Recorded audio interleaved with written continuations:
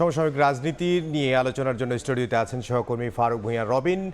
রবিন, আপনাকে স্বাগত জানাচ্ছি। আমরা যে প্রতিবেদনগুলো দেখলাম সেই প্রতিবেদনগুলোতে আমরা দেখলাম যে শুক্রবার বিএনপি নির্বাচনী ইশতেহার ঘোষণা করবে। কি কি থাকতে পারে নির্বাচনী ইশতেহারে? নির্বাচনী ইশতেহার ঘোষণা করবে শুক্রবার দিন, কারণ আমরা জানি কিন্তু যে এরই মধ্যে আজকে কিন্তু যে জামাতের নির্বাচনী ইশতেহার ঘোষণা করা হয়েছে এবং দলটির পক্ষ থেকে অর্থাৎ বিএনপির পক্ষ থেকে জানানো হয়েছে আগামী শুক্রবার দলটির নির্বাচনী ইশতেহার ঘোষণা করা হতে পারে। এবং সেখানে তারা যে কথাটি বলছেন যে এখানে জন আকাঙ্ক্ষার যেরকম মানে ছাপ থাকবে, ঠিক একইভাবে তারা এর আগে যেমন 31 দফা কিংবা 27 দফা জনগণের সামনে যেগুলো উপস্থাপন করা হয়েছিল সে তারই আলোকে এবারের যে নির্বাচনী ইশতেহার সেটি মানে প্রকাশ করা হবে বা ঘোষণা করা হবে, এমনটাই কিন্তু যে বিএনপির নির্বাচন পরিচালনা কমিটির সঙ্গে যারা সম্পৃক্ত রয়েছেন তারা জানিয়েছেন। আরেকটি বিষয় যদি আপনাদেরকে জানাতে চাই, আজকে কিন্তু তারেক রহমান তিনি দক্ষিণবঙ্গ সফর করেছেন। তিনি বরিশালে বেঞ্চ পার্ক মার্চে তিনি যেমন বক্তব্য দিয়েছেন, ঠিক একইভাবে তিনি ফরিদপুরেও কিন্তু জনসভায় বক্তব্য দিয়েছেন রাজেন্দ্র কলেজের মাঠে। তো সেখানে কিন্তু সমসাময়িক বিভিন্ন বিষয় নিয়ে কথাবার্তা বলেছেন। তিনি বলেছেন যে একটি রাজনৈতিক দল এবং যে তাদের সদস্যরা তাদেরকে গুপ্ত আখ্যা দিয়ে তিনি বলেছেন যে তারা নতুন গুপ্ত সংগঠনের ব্যক্তিরা নতুন জালেম রূপে আবির্ভূত হয়েছে, সেটা তিনি বলেছেন। এবং একই সঙ্গে তারেক রহমান বলেছেন যে তারা যদি ক্ষমতা পায় তাহলে জনজীবন দুর্বিষহ হয়ে উঠবে। একই সঙ্গে তিনি আরও কিছু অভিযোগ করেছেন তারেক রহমান তার নির্বাচনী জনসভায়। তিনি বলছেন যে একটি দলের বা একটি সংগঠনের ব্যক্তিরা তারা ভোটের আগে নানা অসৎ কাজে জড়িয়ে পড়েছেন। তারা বিকাশ নাম্বার নিচ্ছেন বা অনেকের কাছ থেকে আইডি কার্ড নাম্বার নিচ্ছেন বা আইডি নাম্বার নিচ্ছেন, নাম্বার নিচ্ছেন। তো যারা ভোটের আগে এই ধরনের অসৎ কাজের সঙ্গে জড়িয়ে পড়ে তারা কিভাবে সৎ লোকের শাসন দেবে এমন প্রশ্ন তুলে তারেক রহমান বলেছেন যে তারা এই সৎ লোকের শাসন দিতে পারবে না। 11 দলীয় ঐক্যের আমরা দেখেছি যে জামাত আমির তিনিও সভা সমাবেশে অংশ নিয়েছেন, প্রচার প্রচারণায় অংশ নিয়েছেন এবং তারা ইশতেহারও ঘোষণা করেছেন আজকে। এ বিষয়ে যদি একটু জানাতেন। হ্যাঁ ইমদাদ, আজকে জামায়াতের আমির তিনি একই সঙ্গে যেমন উত্তরবঙ্গের বিভিন্ন মানে রাজনৈতিক কর্মসূচিতে বক্তব্য দিয়েছেন, ঠিক একইভাবে তিনি নির্বাচনী ইশতেহার করেছেন। আমাদের কিছু প্রতিবেদন রয়েছে, সেই প্রতিবেদনটি দেখে তারপর আমরা আলোচনায় ফিরব। শুরুতেই যদি আমরা একটু দেখে নিতে চাই, জামায়াতের আমির তিনি উত্তরবঙ্গে তার যে জনসভা, বেশ কয়েকটি জেলায় যে জনসভায় তিনি যে বক্তব্য দিয়েছেন সেখানে তার ভিত্তিতে আমাদের একটি প্রতিবেদন রয়েছে। প্রতিবেদনটি দেখে তারপর আমরা ফিরছি আলোচনায়।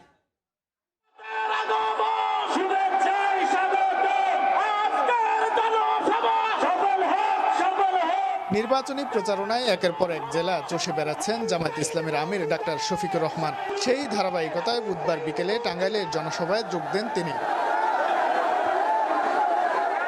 টাঙ্গাইলের পৌর উদ্যান জনসভায় আসেন জামায়াত আমির। মুহুর্মুহুর স্লোগানে জামাত প্রধানকে স্বাগত জানায় নেতাকর্মীরা। এ সময় প্রধান অতিথির বক্তব্যে নির্বাচন সামনে রেখে সম্ভাব্য এজেন্টদের হুমকি দেওয়ার অভিযোগ করেন জামাত আমির। বাংলাদেশ জামায়াতে ইসলামীর সবচেয়ে বড় মজলুম সংগঠন বাংলাদেশে। আর কোন সংগঠনের শীর্ষ 11 জন নেতাকে শেখ হাসিনার সরকার খুন করে নাই। বিভিন্ন জায়গায় শুনতে পাচ্ছি যারা আমাদের মতো মজলুম ছিলেন 15.5 বছর, তারা এখন ভিন্ন ভূমিকায় অবতীর্ণ হয়েছেন, মানুষকে কষ্ট দিচ্ছেন, চাঁদাবাজি করছেন, দুর্নীতি করছেন, মামলা বাণিজ্য, দখল বাণিজ্য করছেন। শুধু তাই না, এখন নির্বাচন সামনে রেখে সম্ভাব্য নির্বাচনী এজেন্টদেরকে ঘরে ঘুরে গিয়ে নাকি তারা হুমকি দিচ্ছেন। এর আগে দুপুরে তিস্তাপাড়ের জেলা নীলফামারী ও লালমনিরহাটের জনসভায় যোগ দেন জামাত আমির। তিস্তা ব্যারেজ হেলিপ্যাড মঞ্চে তিনি বলেন, জামাত ক্ষমতায় গেলে যে কোনো মূল্যে তিস্তা মহাপরিকল্পনা বাস্তবায়ন করা হবে। আমরা তিস্তাকে জীবন দিব ইনশাআল্লাহ। ওই তিস্তার কঙ্কালার মরুভূমি থাকবে না। এই তিস্তা হবে উত্তরবঙ্গের অর্থনীতির কেন্দ্রবিন্দু ইনশাআল্লাহ। কারণ লাল চোখ আমরা পরোয়া করব না। আমার দেশ আগে, এ দেশের জনগণের স্বার্থ আগে।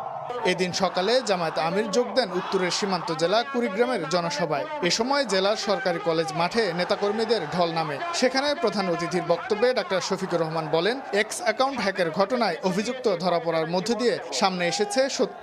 একটি দল এবং তাদের লেলিয়ে দেওয়া কিছু কাণ্ডজ্ঞানহীন মানুষ আজকে বাংলাদেশের বিভিন্ন জায়গায় মা বোনদের, নারীদের গায়ে হাত দিচ্ছে। 4 দিন আগে আমার এক্সআইডি হ্যাক করে যা তা এখান থেকে চালাই দিছে। আর এমনি একটা দল ঝাঁপায়া পড়ছে, তাইরে নাইরে নাইরে বলে গান শুরু করে দিছে।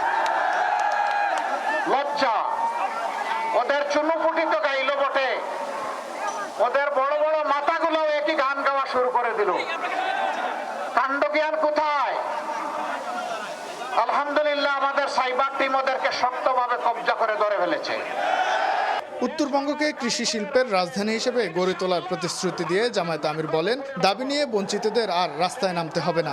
সবার ন্যায্য পাওনাগুলো হাতে দিয়ে বলবো, এগিয়ে যাও। শাহিন আলম, সময় সংবাদ, টাঙ্গাইল।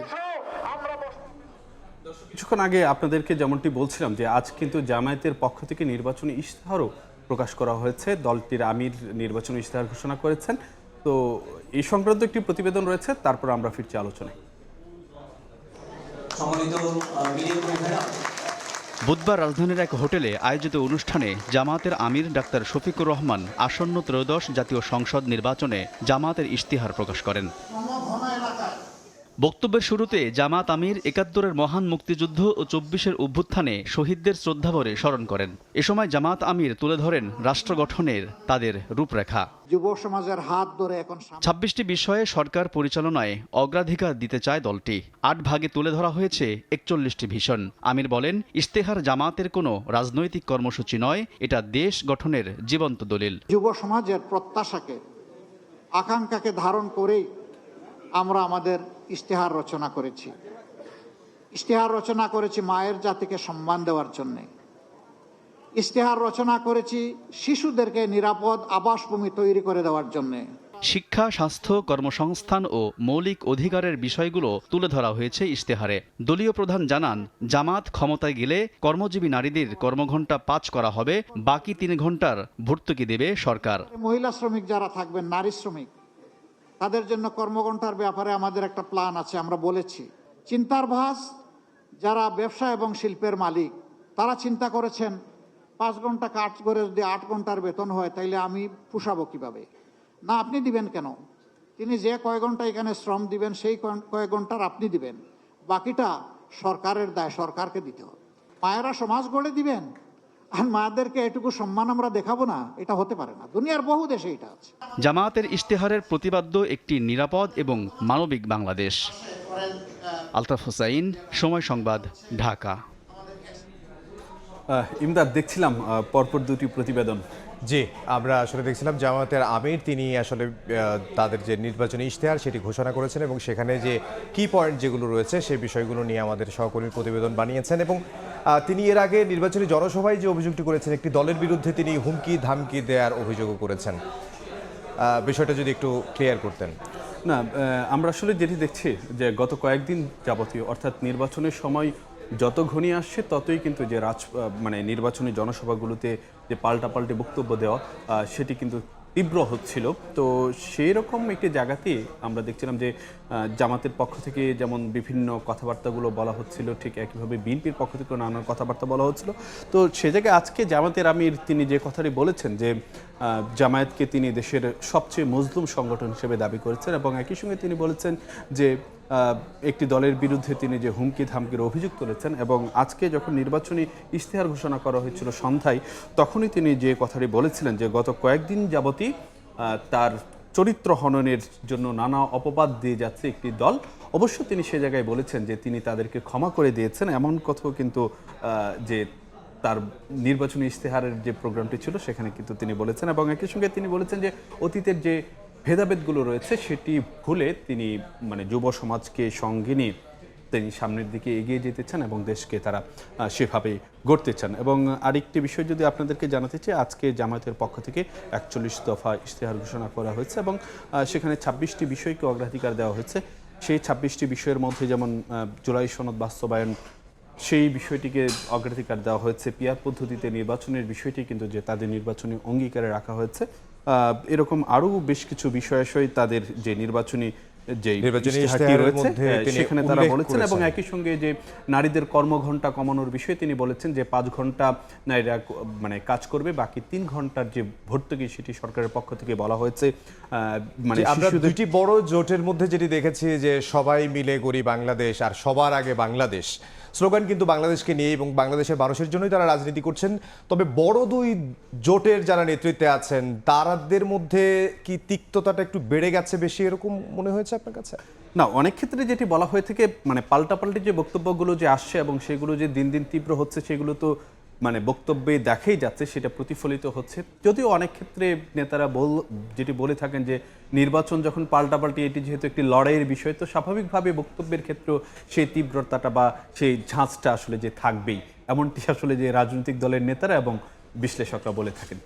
ইমদাদ, রবিন, আপনাকে অসংখ্য ধন্যবাদ আমাদের সঙ্গে যোগ দেওয়ার জন্য। আপনাকেও ধন্যবাদ ইমদাদ। সহকর্মী ফারুক ভূঁইয়া রবিন আমাদের সঙ্গে যোগ দিয়েছিলেন।